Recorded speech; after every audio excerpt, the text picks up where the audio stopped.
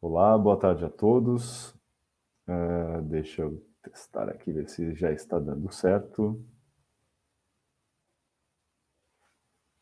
Boa tarde a todos. Estamos iniciando agora a transmissão da aula inaugural do Programa de Pós-Graduação em História da Universidade Federal de Santa Catarina, o PPGH UFSC. É com muito prazer que eu recebo todos aqui virtualmente, vejo já colegas, estudantes, colegas daqui, de fora, dando seu boa tarde.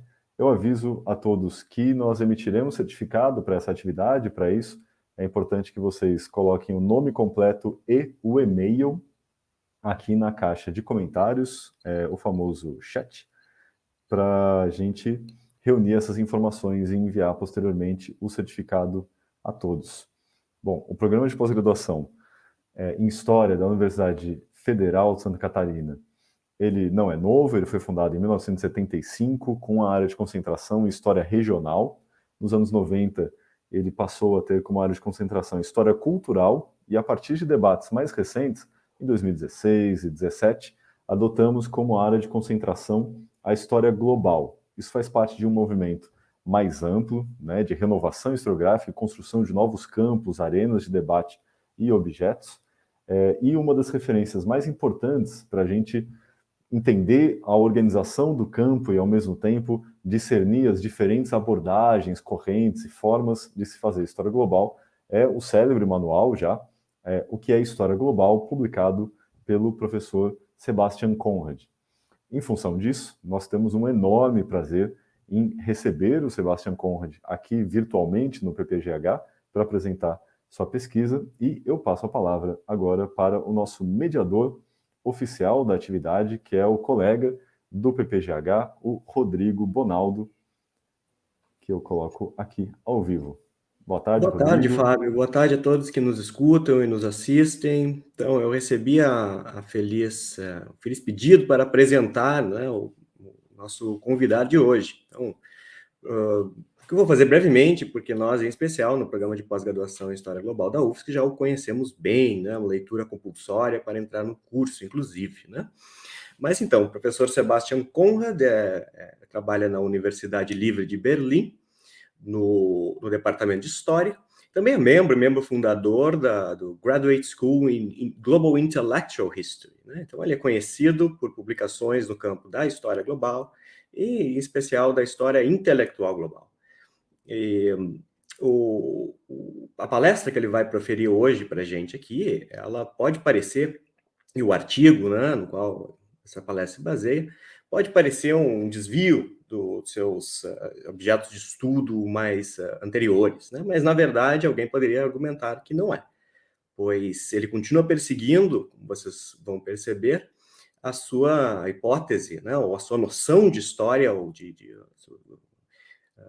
integrative notion, né, of global history, né, a noção integrada da história global, que é um aspecto mais geral que nós vamos poder discutir após a apresentação de Sebastian Conrad, né? So, let me then speak in English now. So I have been given this joyful task of presenting our guest today, Professor Sebastian Conrad from the Freie Universität of Berlin, which is a member also of the Graduate School in Global Intellectual History. He's well known from his many publications on the field of global history and global intellectual history.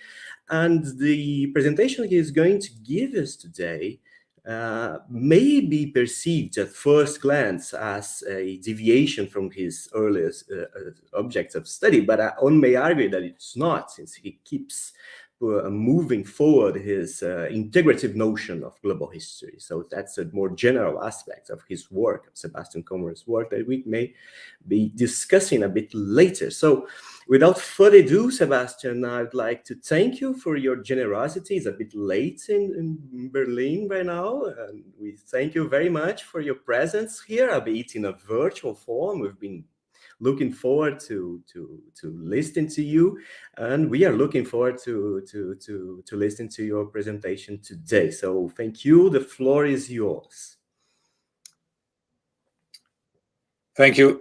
Thanks both Fabio and Rodrigo. Thanks a lot for having me. I'd much rather come to your university, and I hope that's going to be possible in the future. But maybe this is a start. Yeah, as Rodrigo has mentioned, this is going to be a talk on bodybuilding. It's not my favorite sport, I have to admit. It may look as something marginal and peripheral, but I hope we can, through this subject, still see how one can think about global history in different ways. Yeah, I'll start with the next slide that shows Eugen Sandow, who in 1901 was the British Museum in London created a statue to celebrate him as what they called the perfect type of the European man. And they claimed that through this statue, they wanted to preserve his body in a form that will hand down to future generations the most perfect specimen of physical culture of our day, perhaps of any age. The perfect man, if you will.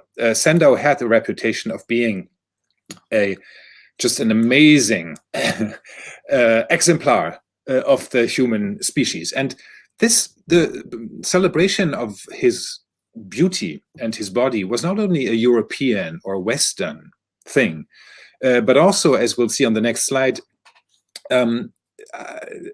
was celebrated around the world. On the left, we have Theodore Roosevelt, the American president. At that time, the American presidents were still a bit younger than they tend to be today. And Roosevelt was also a bodybuilder of sorts and fascinated by Sandow. In the middle, we have Mao, who very early on during World War I already took up Sandow's tools and instruments and practiced bodybuilding. And on the right, we have Jawaharlal Nehru, the Indian prime minister, whose father from his early days on admonished him to practice and do his Sandow day by day.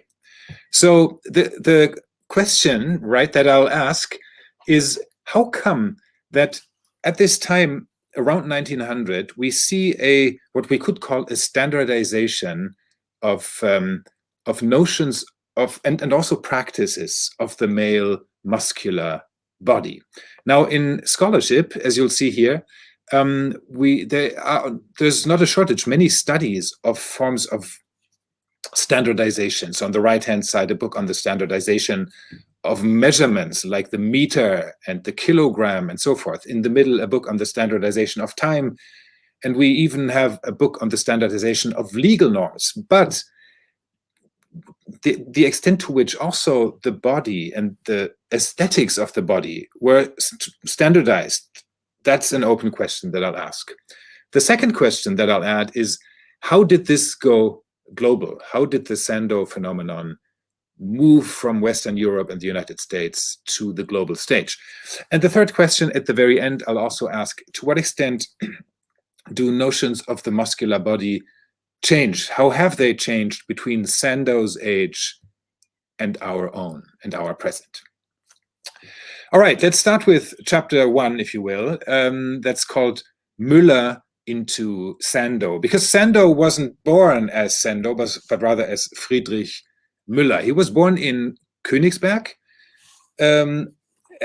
which is the birthplace of a guy you may have heard of, Immanuel Kant. He's still read in the philosophy departments. He's famous, maybe one of the most famous philosophers of our time, while Friedrich Müller is a person who's fully forgotten. But strangely enough, in some ways, Müller was the much more influential, the much more impactful person hailing from Königsberg.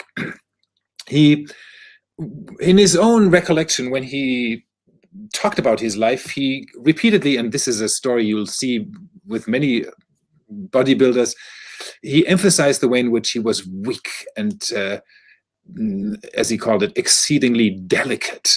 As a child, he was a weakling. And I scarcely knew, he says, what strength was.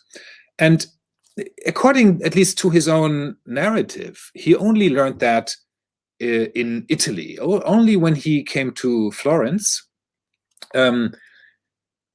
next slide, he was fascinated by the statues of antiquity, of ancient Greek and in particular Roman figures. He himself writes, "I was struck with admiration for the finely developed forms of the sculpted figures of the athletes of old." Now, what he liked about them is that they lived before what he called the modern luxuries of civilization. Back one more. Yeah, and the memory of these muscular figures was ever present when he came home, and he wanted to become like them. And then he started to work out. He changed his name from Müller to Sandow, and then began to compete in competitions, usually, some vaudeville places that were of minor reputation, let's say, until in the early 90s, his breakthrough in a London competition, where the slide before that, where he beat a strongman called Samson, and that made his fame. From then on, he moved on to the United States, and as we'll see in the next picture, he was managed by the famous director Ziegfeld, who was really the person who made his fame. And from then on, he performed in front of sellout audiences across the United States. Now let's briefly look at some pictures. Here is what, some of his feats of strength. He proved his strength by, you can see how many people he's actually carrying. He was, and some of the statements that we see on these slides, they're all from the local press at the time, right? And people admired his muscles. "My God, I never saw anything like it before in my life," says Caroline Otero, who's a famous courtesan at the time. The next quote is from the newspapers. "Compared with Sandow, Corbett, who's a famous performer, is like a lean spring chicken beside a well-muscled bulldog.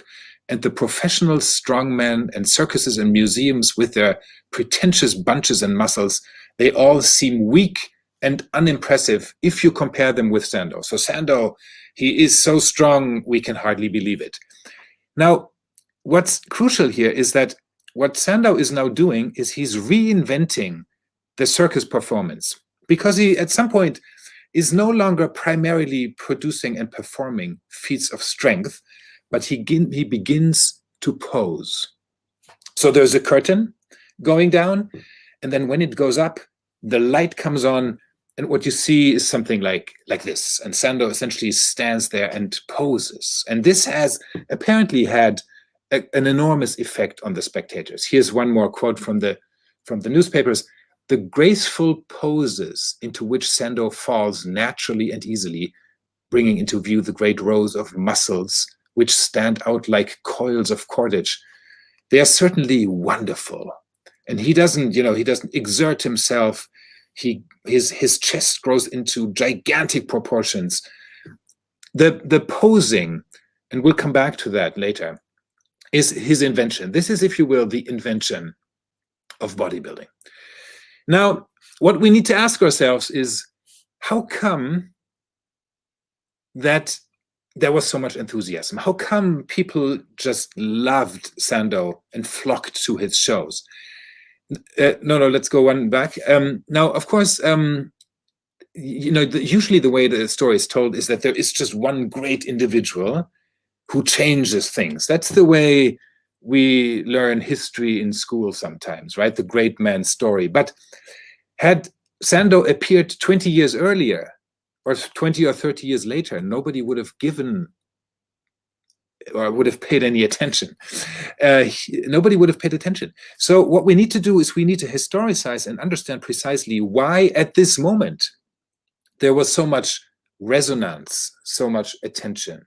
And we'll do this by briefly, we could go into much more detail, but by looking into three major contexts that I think are crucial here. The first one is the broad social reform movements happening at the turn of the century. This is a time when many reformers try to and begin to reform society because they are dissatisfied, not satisfied, no longer satisfied with the way in which industrial modernity has turned human societies into, you know, anonymous masses living in big cities. And therefore, the life reform movements, they champion and emphasize back to nature, like you see in this particular picture, right? The idea of going back to nature, of basking in the sun. There's also a movement to further nudity, vegetarianism. All kinds of rural landed communities emerge that try to create a better life outside of the big cities, outside of urban life. The bicycle is part of this movement, right? It's also part of this sort of exerting your body, no longer just sitting at a machine. And it's also linked to all kinds of other movements, like, for example, the women's movement. And Sandow himself was part and parcel of this broader life reform movement. Here's an image from one of his books, and this could be out of a, you know, if you want, out of a yoga book. Let's quickly read into what he says. He says, I don't like everything from the wearing of improper corsets. You know, so the corset for women is something that he deeply detested. The lack of fresh air, the lack of physical exercise, all that is a problem of modern cities, of modern urban life. And I long for a time when there were no elevators and men took a pride in their bodies. But now the brain is cultivated and the body is neglected. Life is only a race for money. You know, so you see this whole longing for pre-industrial society that is part and parcel of the life reform movement, and in a way also of this emerging moment of bodybuilding. He says, who leads a healthy and vigorous outdoor life will always have the advantage over the town dweller. So, in other words, you see that there are these many movements, temperance movement, vegetarianism, all included. And in a way, bodybuilding taps into the dynamic and the prestige of these movements. So this is the first, I think, important context that helps us understand the rise of bodybuilding. The second context, and we'll spend a little more time on this one, is the changing role of the body and of masculinity in particular. And here it's maybe helpful to briefly introduce the term hegemonic masculinity, which goes back to a book by the Australian sociologist R.W. Connell. Hegemonic masculinity, essentially the idea that within any society there are different ways of being muscular or manly, but some of them, and as you'll see in this slide here, some of them are dominant, or as she calls it, hegemonic. That is, they are widely accepted, socially accepted, particular forms of a manly habitus. They convey prestige and power, also access to resources. And this kind of manliness or masculinity tries to distance itself from other forms of quote unquote lesser masculinities, what you have here at the bottom. So the so-called subordinated masculinities, like, for example, so first of all, we should say that at the end of the 19th century, many Western bourgeois societies cultivated a form of manly comportment that distanced itself both from the aristocracy, but then also from the proletariat, right? Also from the particular, well, the focus on bodily power and exertion by the proletariat. They distance themselves from homosexuals, from colonized men, and of course from women and various forms of femininity. So when arriving at the scene, Sandow operated within a form of accepted masculinity, and he tried to tap into this hegemonic masculinity.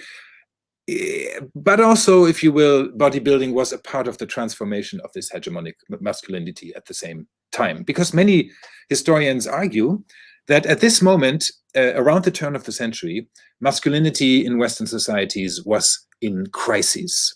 In crisis, why? Because the modern workplace, for example, the modern sites of production were increasingly dominated by machines, no longer by human labor. The anonymity of the big cities meant that an individual, didn't feel as individual as much as a person as he would have earlier. The rise of the women's movement, and this picture here shows it, right, felt like a threat to the vested power of man and of patriarchy. More generally speaking, the changing gender roles at the time felt for many men as a threat, and therefore we see a range of movements, among them, for example, the Boy Scouts movement, that try to emphasize manliness, robust, muscular manliness. All kinds of movements along these lines. Scholars today speak of muscular Christianity as a way of strengthening both the role of man, but also of Christian belief. And in a way, bodybuilding is part and parcel of this movement, of the reassertion of the manly man, if you want to call it that. All right. So this is the broader context, which means that bodybuilding from the get-go needs to differentiate itself from other forms of masculinity that are less accepted. And among them is, in particular, homosexuality. Because from the beginning, bodybuilding was always in danger and seen as, sort of in an unstable relationship with homosexuality. This was partly because Sandow himself, he was the subject of rumors. He traveled in the beginning, in the early years, when he traveled in the United States. He traveled with his close friend, Martin Sieveking, who was, as he says, always accompanying me. Sieveking played the piano. Also, they lived together, first of all. They lived together. There are reports that Sieveking played the piano while Sandow, more or less naked, was practicing his exercises in the same room. Sieveking was also playing the piano sometimes during the shows. So there was a rumor that Sandow may have been or have had at least homoerotic leanings.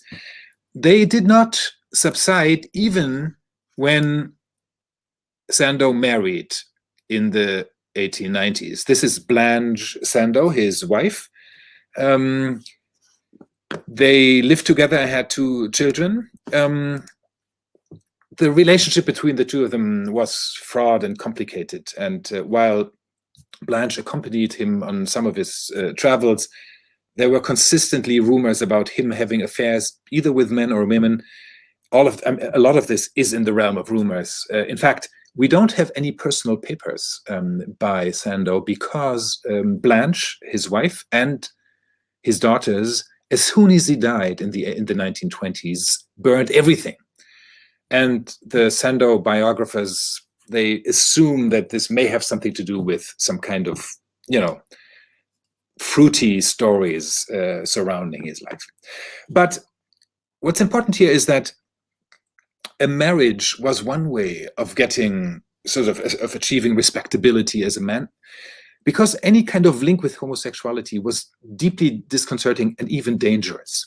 Remember, this is 1895 when Oscar Wilde, who we see here in this picture, was in a court trial condemned to a prison sentence for his homoeroticism, right? This is the moment when both homosexual activities, but also any kind of pornography, and remember, posing half naked in front of a huge audience, borders on the pornographic. Let's go one back. So this is a time when any kind of association with homosexuality was deeply problematic, dangerous. So the question we can ask is, how come that Oscar Wilde, who's fully clothed as we see, right? He's not exposing his body in any way. He was imprisoned, while Sandow, now we see him on the right, wasn't, and escaped that fate. In fact, these two pictures are actually taken by the same photographer in New York, a famous photographer. So what is the reason that there is a difference between that these two people were treated differently? So one aspect is clearly that Sandow tried to avoid Wilde's fate by emphasizing that what he did was art, right? He presented his performances as a form of art, and therefore, no, let's go back still, and therefore he, and therefore it didn't look indecent, or at least he presented it that way. But the other point, I think, is fairly obvious from this picture.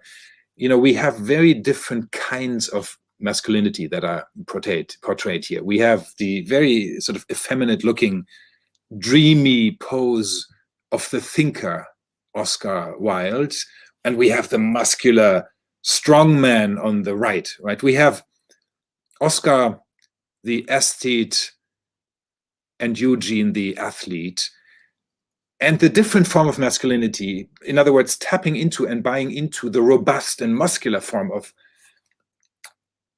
masculinity that was also championed by the US president. That clearly made a difference for Sandow. But this didn't preclude that he was not seen by many homosexual or people with homosexual leanings as one of their own, as we'll see in the next picture.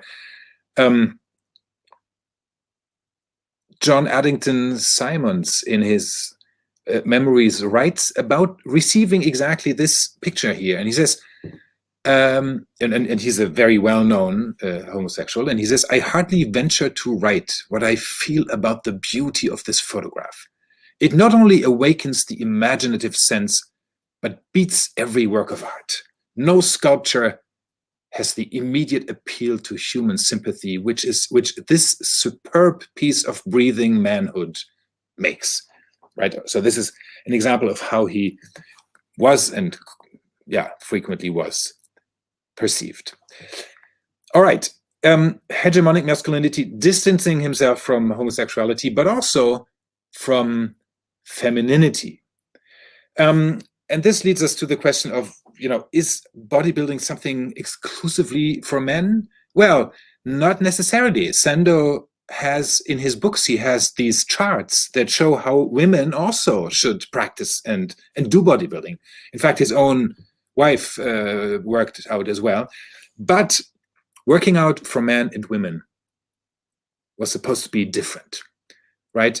So the next slide shows a woman whom Sandow calls the sort of the ideal, worked out woman. And here we have quotes from Sandow himself. He says, first of all, physical culture is a cult of gentle, light movements occupying only a few moments each day, and of such a nature that the frailest of delicate women may pursue it with equal pleasure. Every woman ought to exercise. It is a question of health and happiness. So essentially here the message is, yes, just like men, also women should go out, work out, exercise, practice their bodies. But, and this is the next quote here on the bottom, a woman's muscular organism was constructed on different lines to those of a man. The purpose of training is a perfect female figure, consisting of one beautiful series of gentle curves. It is a woman's mission to look beautiful, right?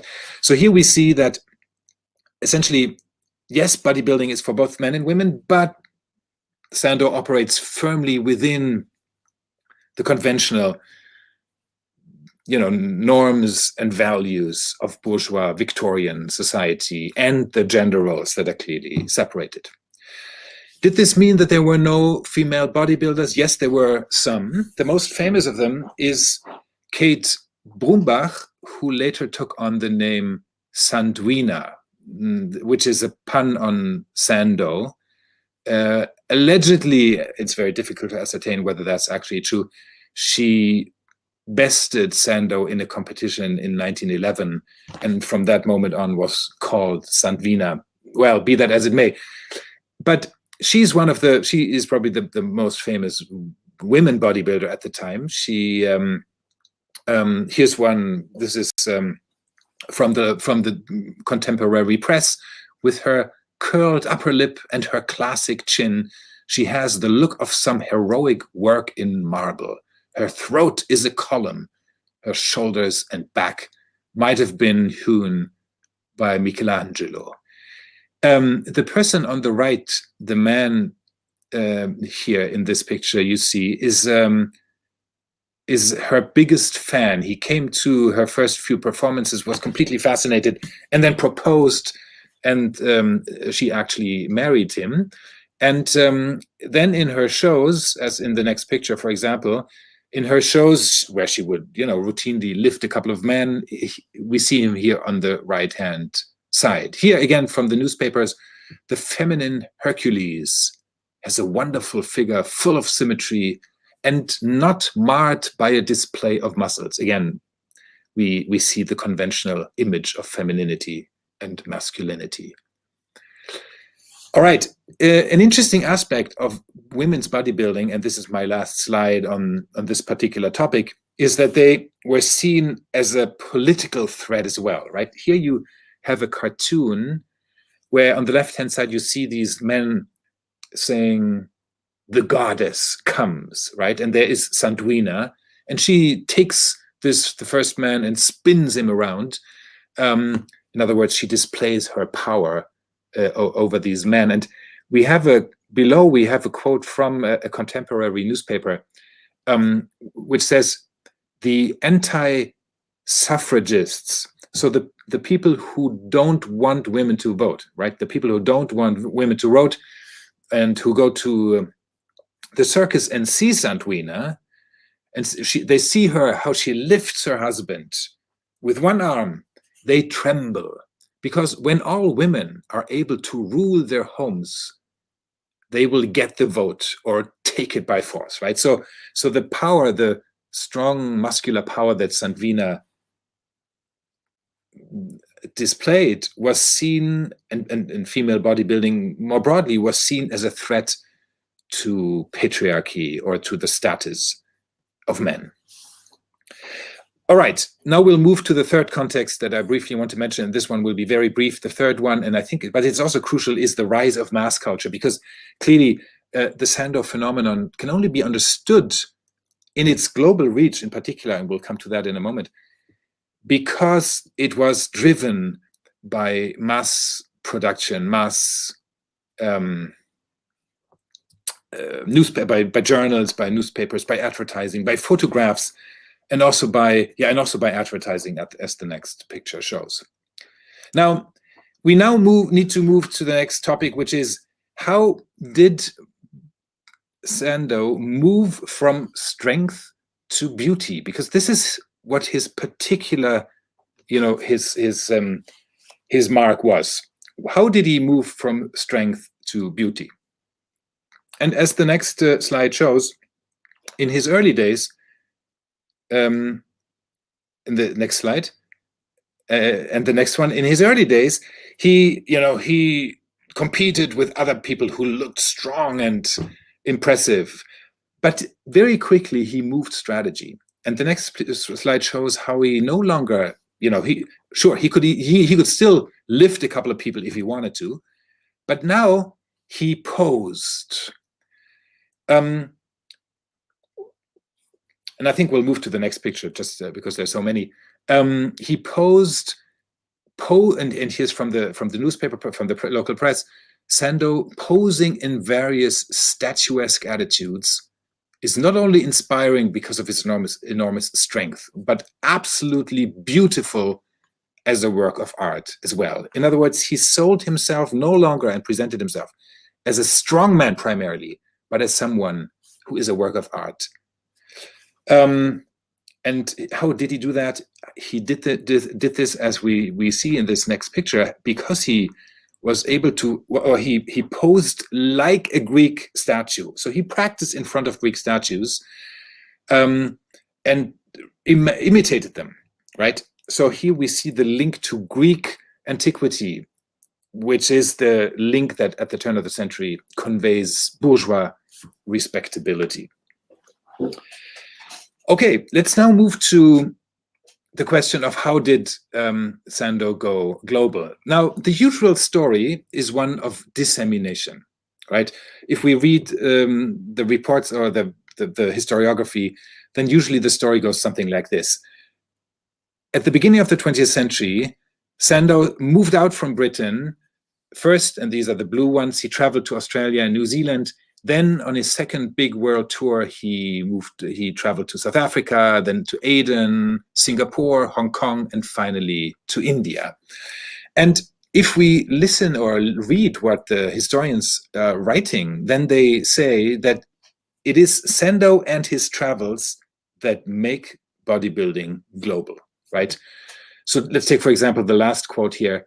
Sandow anticipated the postmodern era of liberal aesthetics and art-oriented physical culture, which spread from North America first to Europe and then to the entire globe, right? Without Sandow, we wouldn't have global bodybuilding. Now, again, here I think we need to complicate the picture a little bit. And we need to understand that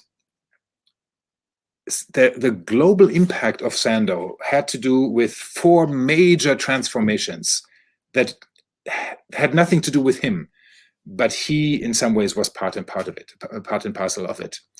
Let's briefly look at these 4 transformations that I want to highlight. The first one is the process of industrialization and the transformation of work, not only in Boston or Liverpool, but also in Shanghai or Yokohama. And we see from Sandow's own quotes that he was aware that that bodybuilding had to do with the workplace, right? He writes, the long hours of work, the late hours of rest, all of that is the result of mechanized production and city life. And therefore we need an antidote. And this can only be found, we need sort of a remedy, and this can only be found in physical action or practice. And the next quote again says, if you follow the routines I prescribe, this will help you to arrive at the condition of body that you need in your working life.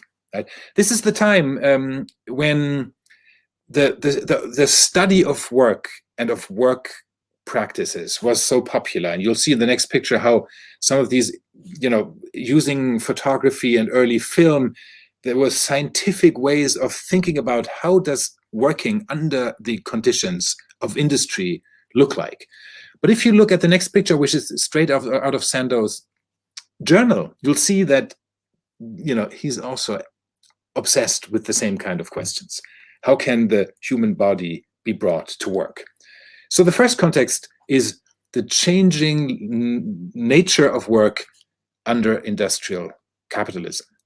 The second context that we need to look at is science, by which I mean the prestige and the authority that science had at the turn of the century, and everything that you wanted to propagate needed to be and was justified in the name and in the language of science. And you see in this picture, for example, but also in the next, that also Sandow operated with exactly that kind of rhetoric and language. Systematic exercise is a scientific means of building up and perfecting the human body, is what he says, right? So the link between bodybuilding and science is not only used to strengthen the reputation of bodybuilding, but it also makes it seem natural that it will be accepted and taken on around the world. I think we'll skip the next picture. We'll skip this one and move directly to the next one, which is my third context, and very briefly on this one, which is the context of empire, because it's clear that if you read through the journals and the publications by Sandow, the whole idea of bodybuilding is infused with the rhetoric of empire, with backward nations who need to be trained and need to man up and be turned into progressive nations. And it is in particular the notion of whiteness that's crucial here. Whenever Sandow speaks of beauty, implicitly he speaks about white civilization, and the brown and the black races, as he calls them, they need to train particularly hard to achieve this kind of beauty, which is linked again, as we saw, to Greek antiquity and the white marble statues of Greek antiquity. And the fourth and last context that I want to mention is nation building, because the arrival of Sandow, not only in Germany, in England, in the United States, but also in many other places, is linked to nation building and to the way in which nation building at the turn of the century is crucially linked to the training of the individual, but also the collective body. And we see, for example, if you look at the next picture, now linking nation to sports is not new. In Germany, for example, at the beginning of the 19th century, we have the so-called Turnvater Jan, a person who, linked working out with nation building. But if you compare him and Sandow, you see immediately that the notion of the body has changed dramatically until 1900, right? And we see institutions and clubs and so forth of physical training emerging around the world, like here in Galatasaray, that is in Istanbul, the physical training club, or in the next picture, which is again in Constantinople, that is Istanbul, the Jewish gymnastics club. The next picture shows an image from Egypt, where, and this links the notion of nation building to the notion of empire, where the British colonial ruler looks at the native Egyptian and says, this guy isn't up to it. He's not yet ready, not yet fit. This is the term, right? Fit, the idea of the survival of the fittest that we know from Darwin, becomes the survival of the muscular, if you will, in the wake of Sandow. So if we take these four processes together, we can understand that, when Sandow travels around the world, the conditions were already firmly in place where bodybuilding became readily and easily accepted. Let's take a quick look at India, where in 1905, the so-called Swadeshi movement is a movement against British colonial rule. It's a movement of boycott. People stopped buying, in Bengal in particular, buying British goods.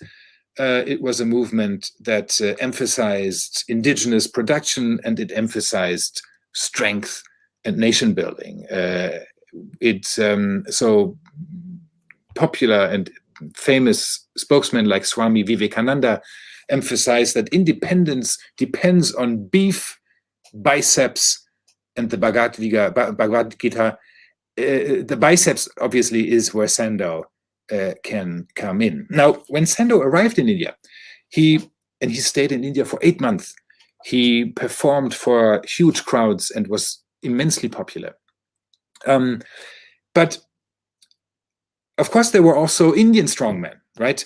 Like, for example, one of the most famous ones, Kodi Ramamurti Naidu, who built on a long Indian tradition of wrestling and of strongmanship. He was famous, as the next picture shows, for being able to lift an elephant, or at least survive the elephant trampling across him. Now, the question here is, did people like Naidu, did they wait for Sandow? Did they need a Sandow to understand the importance of bodybuilding as it's usually portrayed? And I mean, we would need to some more time to go into this, but sort of the brief conclusion here is no, clearly not. There were many forces at play that made it attractive to link the exertion of the body practicing exercise, physical culture, if you want to call it bodybuilding, to the new conditions of the emerging, well, of the emerging, I wanted to say nation state, but at least nationalism, to the industrial workplace, to the role that science played at the turn of the century. So I'll almost conclude. This is not really the conclusion, but it's the sort of the almost my conclusion. I conclude by summarizing what I wanted to say. So first of all, bodybuilding is born at the end of the 19th century. So that means just after 1900, really as a global trend. And we can pretty much go around the world and find similar movements everywhere. So we need, in our understanding of this phenomenon, we need to go beyond the story of the lone hero. We need to go beyond the story of Sandow, the missionary. Instead, broad global processes and social transformations that we briefly looked at, industrialization, empire, nation building, the role of the sciences, and others, created the conditions that turned Sandow into a hero, also when he traveled to South Africa, to New Zealand, or indeed to Calcutta. All right. So the argument here is one that argues against diffusion. Let's now, in the last few minutes, move to the final question: what happened between Sandow and today? Can we, is bodybuilding what it always was, or did it change over the course of the 20th century? And I'll very briefly summarize this story in a few slides. Interestingly, bodybuilding took a popularity dip. It became really, it never died fully and never completely vanished, but its popularity waned in the 20s and 30s. It was really a very marginal activity. But starting in the 1960s, its popularity grew again, not least driven by a particular set of anxieties in the United States. And this here is, as you see, the US official physical fitness program. And we see President Kennedy up in the right-hand corner. And why is this so? This is so because in the 60s, he wrote an article about the soft American. And the next two slides show two quotes from this article. He says, "Our growing softness, our increasing lack of physical fitness is a menace to our security." And what does he mean by security? We are in the 1960s. This is the time of the Cuba crisis. This is the time of the Cold War. In other words, what he's essentially saying is that physical fitness is our best instrument and weapon against communism, right? Bodybuilding or communism, sort of, that's what the Mr. President has to say. Also, the next slide underlines this preoccupation. There is nothing, I think, more unfortunate than to have soft, chubby, fat-looking children who go to watch their school play basketball every Saturday and regard that as their week's exercise. So, this is the time of this, there's the Sputnik shock. The Soviets are up in space. The Soviets bring weapons to Cuba. We are in the middle of the Cold War. We need to man up. We need to shape up.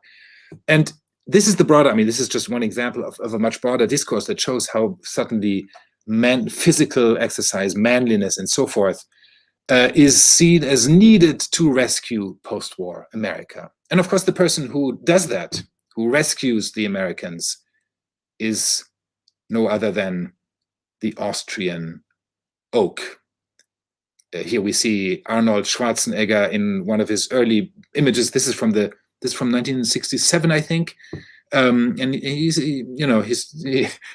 still looks quite young. Now, Schwarzenegger arrives in the United States and gradually becomes a celebrity. I wouldn't say single-handedly, but he's clearly a crucial factor in the re-emergence of bodybuilding, not least through the movie Pumping Iron, that became sort of a cult film in the 1970s. Now, the Schwarzenegger phenomenon is about all kinds of things. And we, if we had more time, we could go more deeply into this. It's clearly driven by a new form of capitalism, and Schwarzenegger himself fully buys into this capitalism. I mean, he makes advertisements for pretty much everything, sells what he can, and he simply, he's quite frank and outspoken about it. Business, says Arnold, fascinates me. I get caught up in the whole idea that it's a game to make money and to make more money in order to make even more money.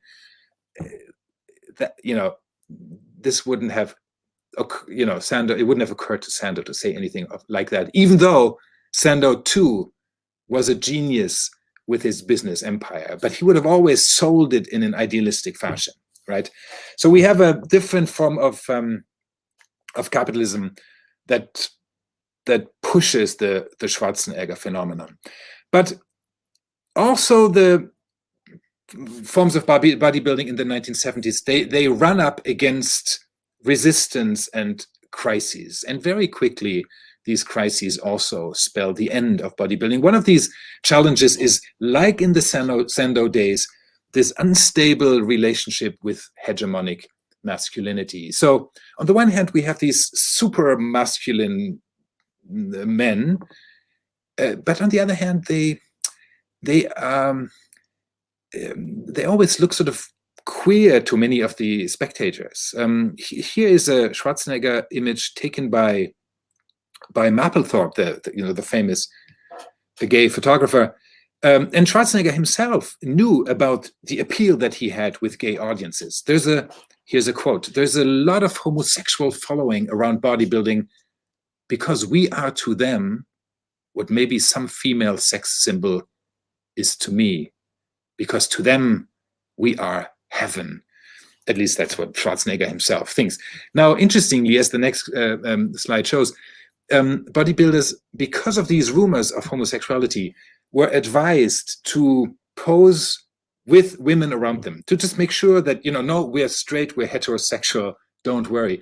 So the management of these, big bodybuilding contests in particular, they emphasized wanted to and pressed also Arnold to emphasize the heterosexual character of bodybuilding.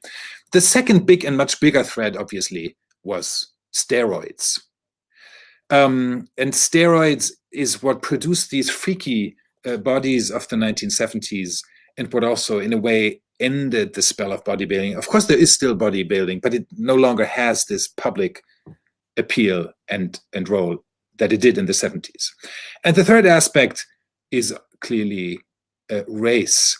For a long time, and we've briefly mentioned this, bodybuilding was a white sport, and it took a long time until until bodybuilding journals like this one began to, on their title page in particular, show colored or black bodybuilders. Chris Dickinson was the first black Mr. America in 1970.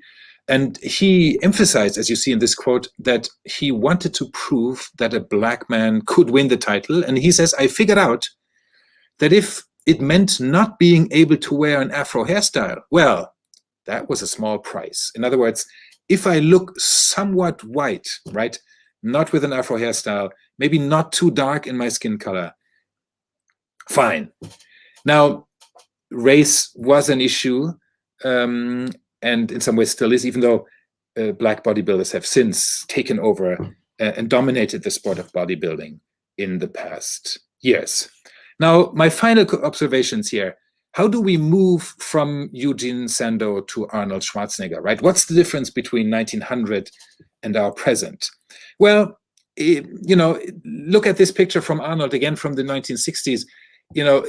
Here's a young, strong man and some women around him. Look at the next picture of Sandow and you think, well, nothing much has changed, right?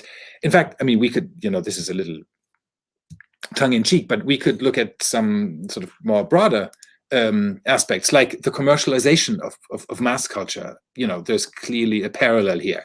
The emphasis on individual and collective health, there's also a parallel. The reassertion of masculinity that seemed under threat. So Schwarzenegger, for example, he arrived just at the end of the 1960s with the flower power and hippie movement that doesn't quite look like muscular manliness. So masculinity under siege is also a continuity here. And also the link to the nation, we saw this with John F. Kennedy, is clearly a parallel. But all these parallels notwithstanding, there are also differences. The first one is that there was a focus on the aesthetics and strength in Sandow, while in the 1970s, we really have an emphasis on size and freaky bodies almost exclusively. You see this in the next picture where Jay Cutler, the Mr. Olympia, in other words, if you will, the world champion in bodybuilding in 2010. So one of his assistants said, for 45 minutes after the pre-judging, right, where they just perform for just a minute or two, Jay lay prone backstage. He didn't even have the strength to stand, right? In other words, it's all about size, no longer about strength. For Sandow, sure, he was posing, but he was always able to lift an elephant if he needed to, right? While this is not necessarily no longer the case with bodybuilding today. And then the next difference is that, and related, that in the industrial age, that is in 1900, functional considerations, that is the workplace, the army, health, were crucially important. While in the present, in our postmodern and neoliberal times, it's a quest for personal authenticity and individualized aesthetics that is key, right? We move from standardized masculinity of the Sandow days to this quest for individuality and uniqueness in our present. Just 3 more slides. The next one, I think shows the difference. Here we have Phil Heath, who won Mr. Olympia 7 or was it 8 times in a row? And what they win, the trophy that they win, is a Sandow statue, a little statue of Sandow, and you see immediately the difference between these two aesthetic ideals. In fact, Sandow himself said, I wish to dissociate myself altogether from the subject of abnormal strength or muscle, right? So bodybuilding in the 1970s and 80s, that's not what I would have liked. That is not the true gospel of physical culture at all. The goal of bodybuilding consists in making the physique more beautiful. I think the difference between Sandow and the Schwarzenegger era couldn't have been expressed more pointedly. And while Sandow, as I said, he was part and parcel of the industrial age, Schwarzenegger is an icon of postmodern aesthetics. And the next page and the last slide, and his quote, I think, illustrate that beautifully. I wanted to build, says Schwarzenegger, only a muscular, slimline physique, but showcase it with an individualized hairstyle and with personalized designs of clothes. I wanted to be so special. I transformed myself into something strong and unique. Thanks for bearing with me throughout these 45 minutes.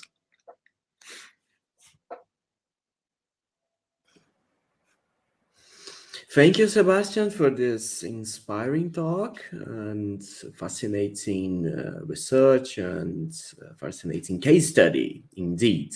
And we have some time left now for some questions, to pick up some questions from an audience. So, então, abro a mesa agora para perguntas, né? Vocês podem ficar à vontade para fazer as questões aqui no chat, a gente traduz, ou pode fazer em inglês ou em português.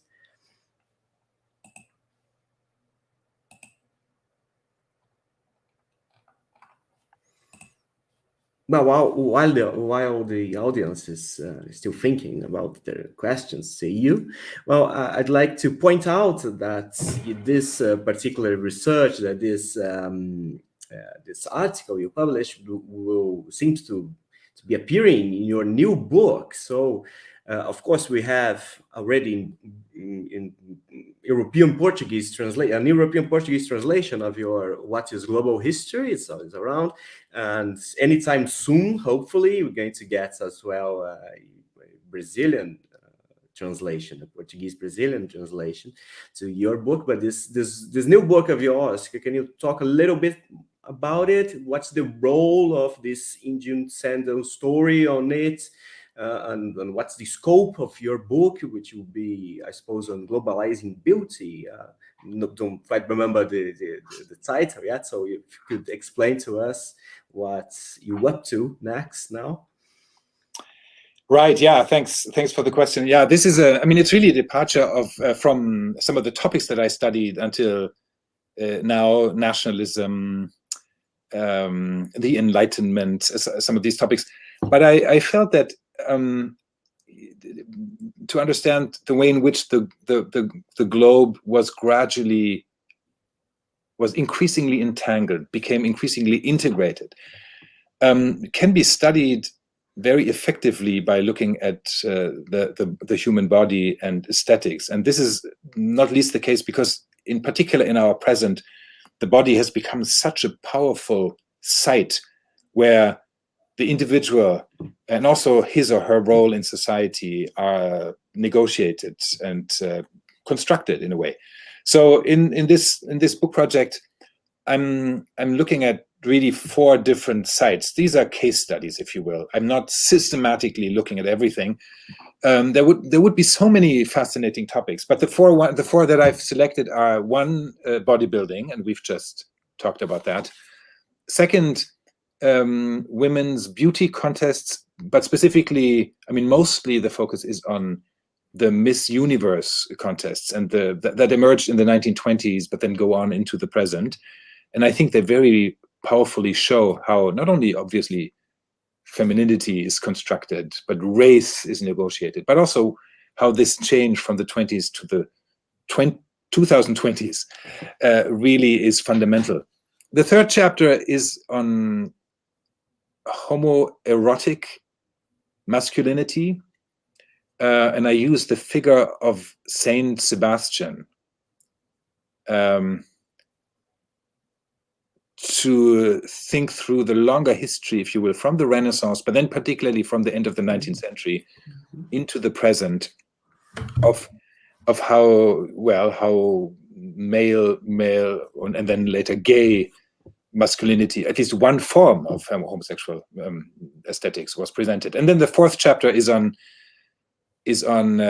cosmetic surgery, and in this 4th chapter, Brazil certainly has a role to play as well. Mm-hmm.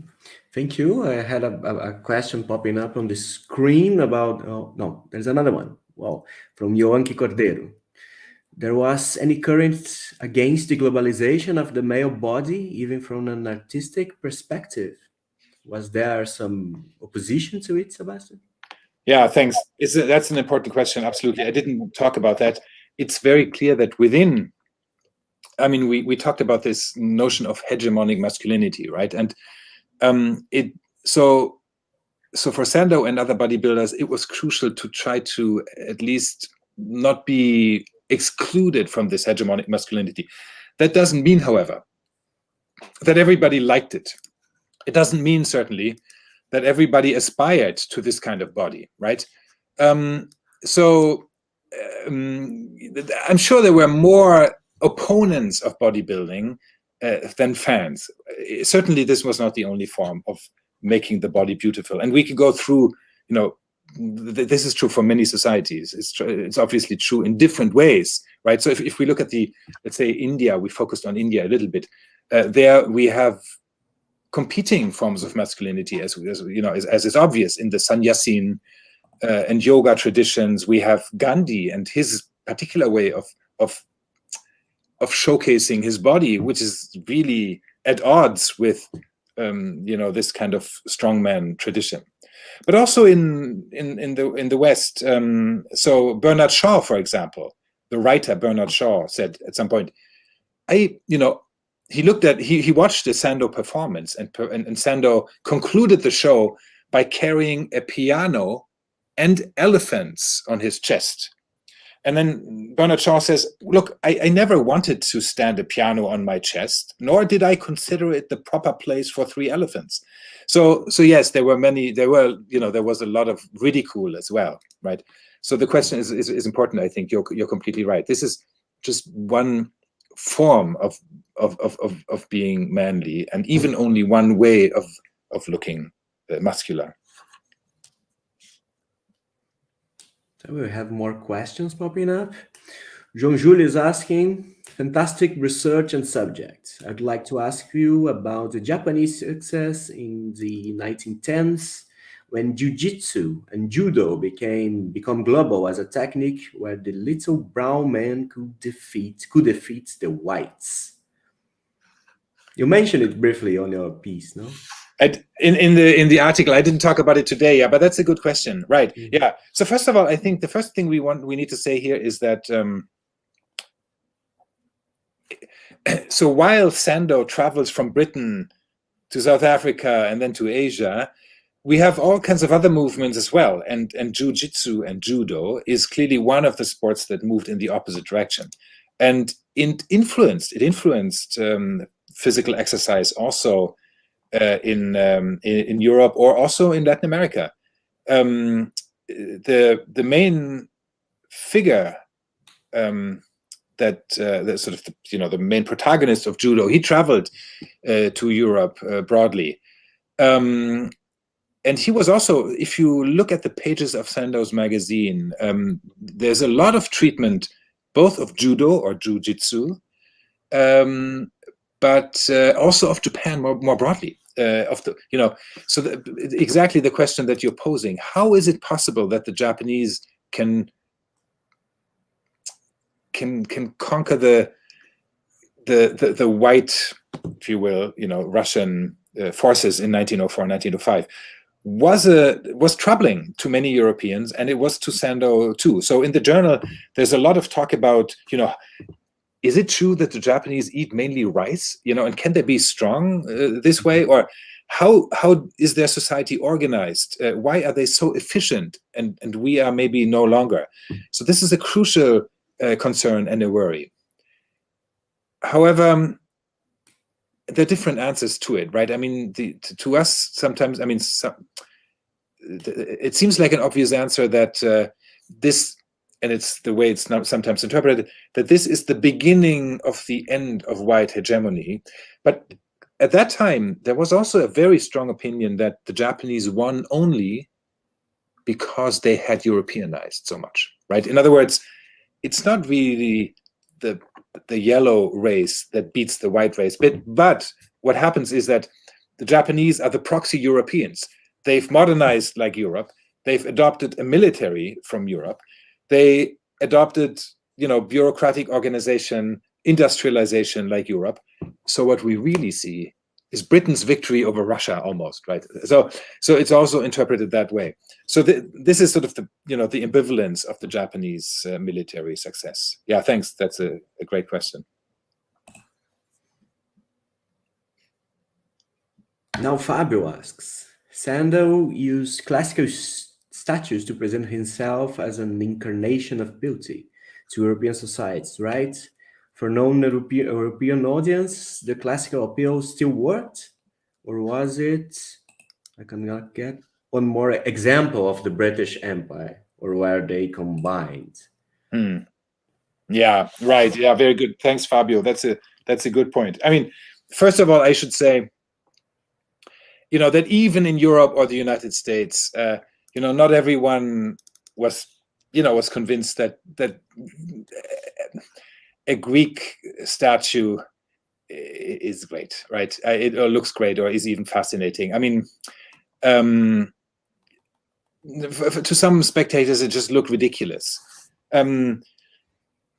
so it's clearly not ubiquitous, right? The fascination with it, but it's very typical for this day and age. Classicism is really very much still in power in Britain, in Western Europe, in the United States. Many of the buildings that we still see are, they have these Greek columns, so that is very prominent. Now, what about the rest of the world?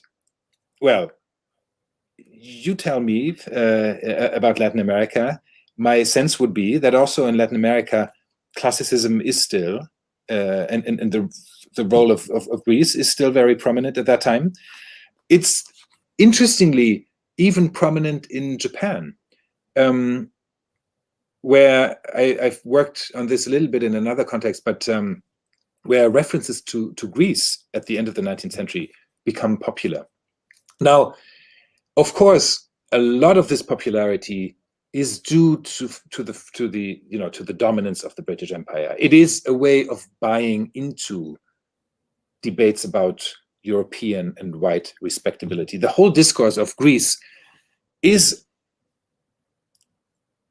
how should we say, a concealed discourse of whiteness.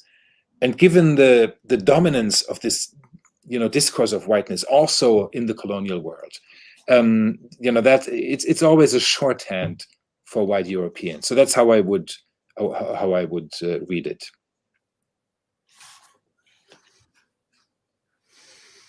Professor, good afternoon. Caio De Rossi asks, congrats on your lecture. How can you evaluate the permanences and ruptures of the body regime established in the 20th century, even today? Thank you. A more diachronical question, I guess. Right, yeah. I mean, I tried to say a little bit about that in the sort of my final slides.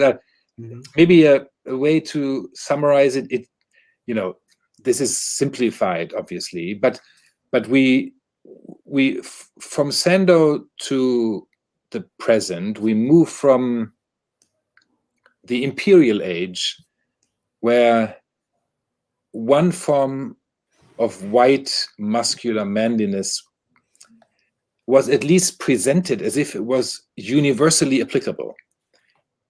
It was presented like that, obviously, by the imperial powers, right? This imperial age has given way to a global age in our present, where it's no longer as easily feasible to sell the same kind of aesthetics everywhere, even though the hierarchies are still firmly in place, right? We see this with what I talked about at the end. So it takes some time. Only gradually can non-white bodybuilders become the bodybuilding champions. This takes some time, and only after 1968, only after the civil rights movement and so forth, does that gradually become acceptable. And also the way in which Sandow was fascinated with standardization. So he wanted, both the individual practices needed to be standardized, but also whole societies needed to be organized like an army. This has given way to a much more individualized, if you will, quest for being unique, individual, singular. So this is how I see the broad development from 1900 to 2000, roughly. Mm-hmm. Christiana Scheibe-Wolf, our colleague, asks, I think it's very interesting how you connect body and symbolism to politics, especially with an image of the nation. Fascism and other authoritarian regimes also use this analogy. I'd like to comment on that, Sebastian. And now, in Brazil, we see that there is a pattern of muscular young men connected with the actual president followers. Do you think this kind of masculinism tends to authoritarian regimes in some way? That's a good question. Thank you. So first of all, you're completely right, and I didn't talk about this at all today. So both in fascist or also communist regimes, there is this fascination with the body, even though bodybuilding wasn't. So, for example, in the Soviet Union, bodybuilding was not much accepted. In fact, bodybuilding gyms emerged clandestinely in basements and cellars and so forth. It was too much of a tinge of capitalism with it. But the second question that you're posing, and it sounds like it's not only a question, but it's more like a hypothesis, right?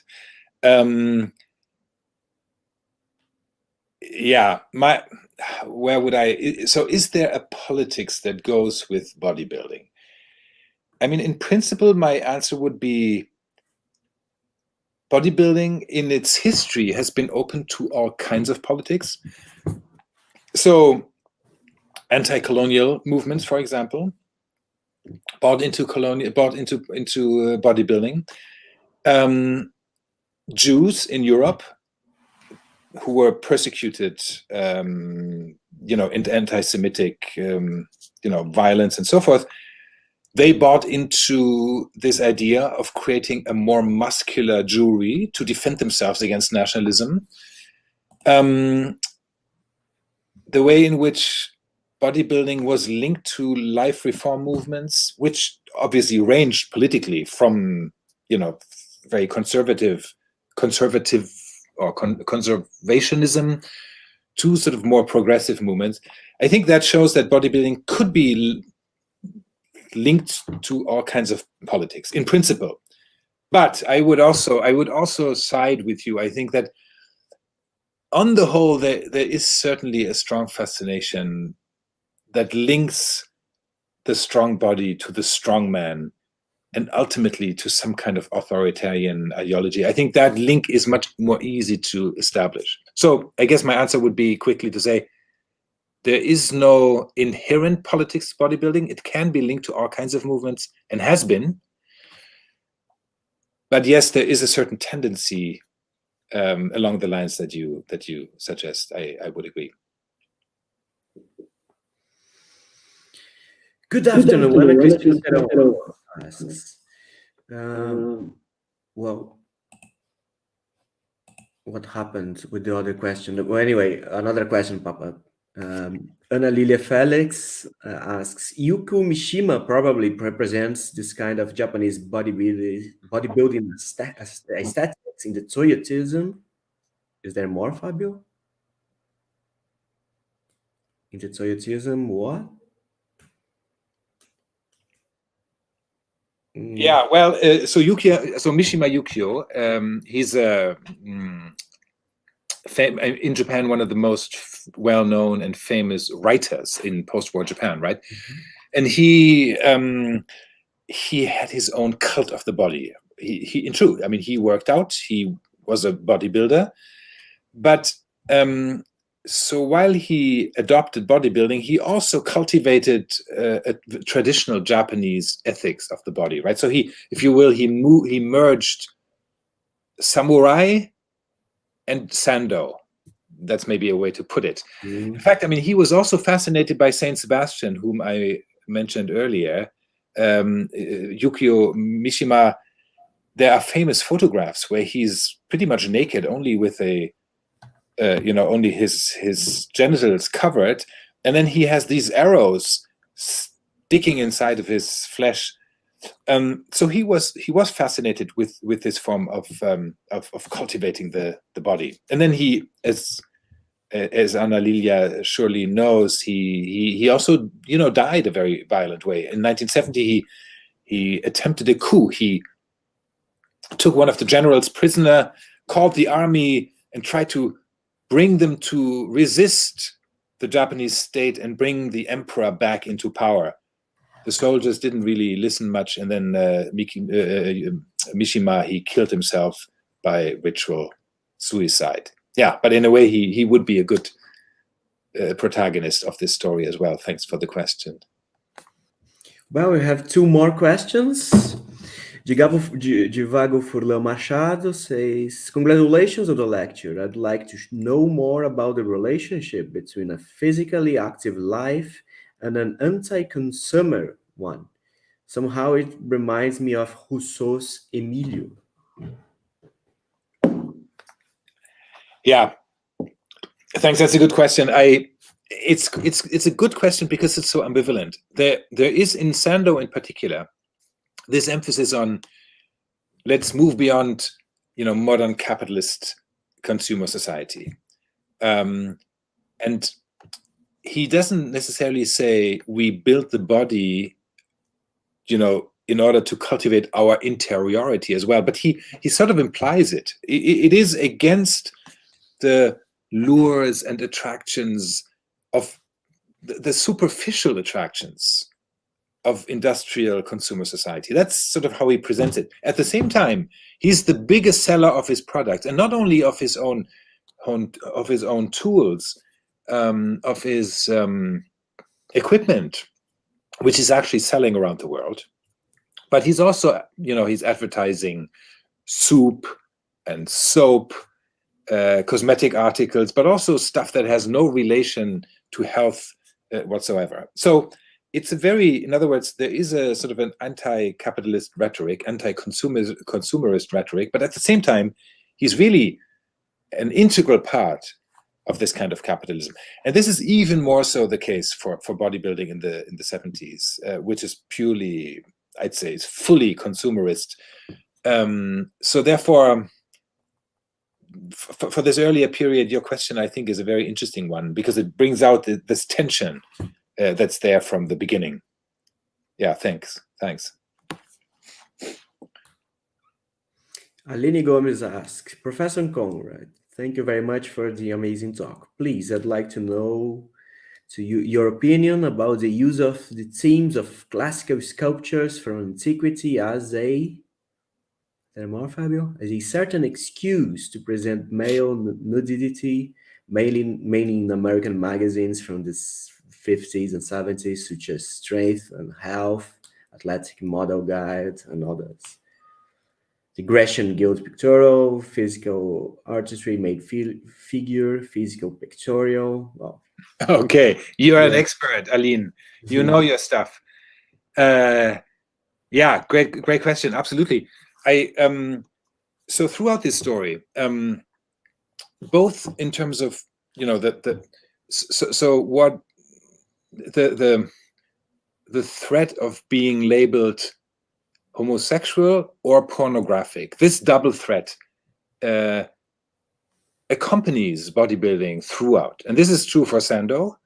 And this is, mind you, this is a moment when pornography was really severely punished. In Western Europe, in the United States, and the same, and obviously we talked about it, homosexuality, and looking and impersonating Greek statues was a way of moving beyond that. In other words, of escaping this kind of danger. It was also, we shouldn't forget, a way of acquiring social status. Greece and ancient Greece was always linked to a sense of bourgeois civilization. And Sandow himself, remember that story that I told you about him moving to Florence and looking at ancient Greek statues? Probably the story is full, it's just invented as a purely fictional story, but he needed it to prove that he was a bourgeois. This was not a proletarian sport, right? So in other words, there's a gender, namely sort of homosexuality, but also a class thing going on. So to emphasize Greece, ancient Greece, is always also to speak about class position. And yes, you're right. This is also true for the 50s. There's interesting work, and in fact, and I'm sure you know it. Is it John Fair? I forget. I'll look it up. But there's this book that looks specifically at these journals that you mentioned, and shows how, for example, bodybuilders who use these poses, these Greek poses, they're depicted in these magazines, and it's also a way of escaping the social stigma. In fact, even sort of legal consequences. This is interesting. If I can briefly link this to the Saint Sebastian story, where much the same happened, and in fact happened from the Renaissance onward. This image of the saint with his arrows in the Renaissance period was pretty much the only saint, there were essentially two figures that could be presented nude in the nude. One was Jesus, and the other one was this Saint Sebastian, who was, again, more or less from the days of the Renaissance onwards, always received, or at least perceived, as potentially sort of, homoerotic, and he was looked at as a homoerotic attraction. Again, under the veil of spirituality, right? So what religion does for Saint Sebastian, art does for Sandow and the bodybuilders of the 1950s and 60s. Yeah, I'm sure, Aline, you would have much more interesting things to say about this than I do, but that would be my response. Mm-hmm. Well, since we are running out of time and it's a bit late already in Berlin, it's left for me to thank you again, Sebastian, for your time, your generosity, and we all hope, I'm sure, that we can see you in person in Brazil next year, perhaps. Why not? And I'm sure Fabio also has some words to say now. But thank you, everybody, for being here with us today as well, for the public. Thank you. I want to thank you very much for this amazing lecture for our graduate program in global history. And I hope to see you in Brazil soon. And thank you, Sebastian. Thank you very much, Rodrigo. Então, agradeço muito o professor Sebastian Conrad por essa aula inaugural excelente, né, para o nosso programa que tem como área de concentração a História Global, com um exemplo aqui de altíssimo nível. Agradeço muito a mediação do Rodrigo e agradeço muito a audiência que permaneceu aqui durante toda a aula. A aula fica gravada aqui no YouTube, né, para vocês assistirem, e com o tempo a gente vai legendar também o vídeo para aumentar a seu escopo, né? Então, com isso eu encerro a aula inaugural, né? Muito obrigado a todos e até logo. Thank you everyone. And in fact, yeah, I'd love to talk to everyone in person the next time around. Yeah, see you soon.